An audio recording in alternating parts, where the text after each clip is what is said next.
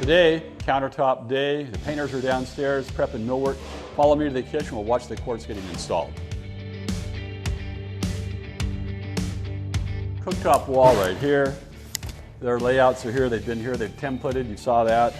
First piece gets dropped in. The big piece on the backsplash is going to go all the way up to the ceiling, all the way around the corners. This is a pretty complicated piece, actually. The sink is getting ready to be installed here. They've got it set with some braces. Countertop piece will come up next. This is going to be what they call a waterfall edge. It's going to come over on the sides and drop down on both sides. There you go. Inside the kitchen sink cabinet. Nothing's easy. That's custom work right there, folks. Getting ready to get this mounted up, get braces for the kitchen sink, and this top will drop in. We've already got the opposite side piece started. We're still determining what we're going to use for the tile backsplash on this wall.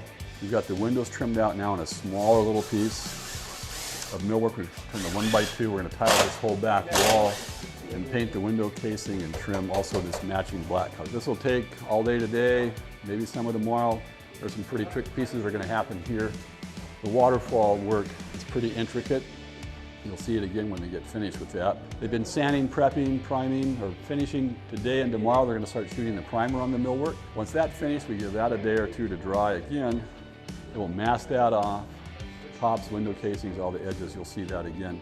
Then we'll start painting the interior, all the walls and ceilings. Today, quartz day, lower floor paint day. Not a bad day, good week.